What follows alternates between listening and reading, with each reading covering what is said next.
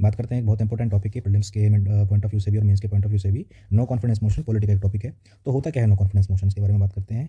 ये होता है पार्लियामेंट्री मोशन जो शो करता है पार्लियामेंट का लैक ऑफ कॉन्फिडेंस किसके अंदर, गवर्नमेंट के अंदर। जैसे बीजेपी है अभी रूलिंग पार्टी, तो रूलिंग पार्टी की गवर्नमेंट के पास अपनी मेजोरिटी है लोकसभा के अंदर या नहीं है, तो उसको चेक करने के लिए नो कॉन्फिडेंस मोशन को यूज़ किया जाता है कि आपके पास सरकार बनाने के लिए जितने जितने एमपीज चाहिए होते हैं, मेंबर ऑफ पार्लियामेंट चाहिए होते हैं, उस उतनी मेजोरिटी आपके पास है या नहीं है, उसको चेक करने के लिए कॉन्फिडेंस मोशन यूज़ किया जाता है।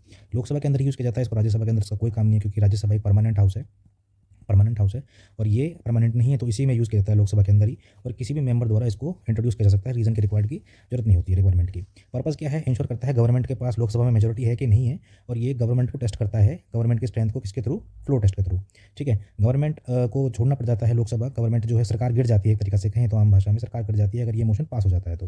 और ये टूल की तरह काम करता है जो प्रेशराइज करता है सिटिंग गवर्नमेंट को। जैसे कि बीजेपी है, तो बीजेपी को प्रेशराइज करने के लिए ऐसे टूल्स का यूज़ हो सकता है।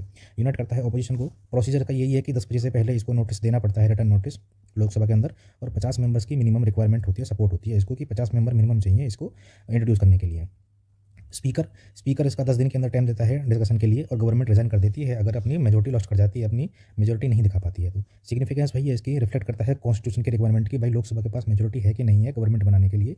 और टेस्ट करता है एक बहुत इंपॉर्टेंट कंसेप्ट को, जिसको कहते हैं collective responsibility of council of ministers. ये कलेक्टिव रिस्पॉन्सिबिलिटी आपने कई बार पढ़ा होगा, तो उसको चेक करता है ये काउंसिल ऑफ मिनिस्टर्स के टू द लोकसभा।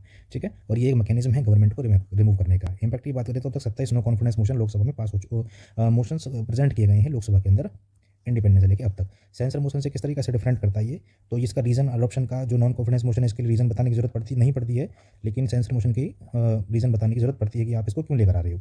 टारगेट जो नॉन कॉन्फिडेंस मोशन का होता है वो एक पूरी एंटायर काउंसिल ऑफ मिनिस्टर्स हो सकती है, लेकिन सेंसर मोशन में ये एक सिंगल ग्रुप को या मिनिस्टर्स को भी टारगेट कर सकता है।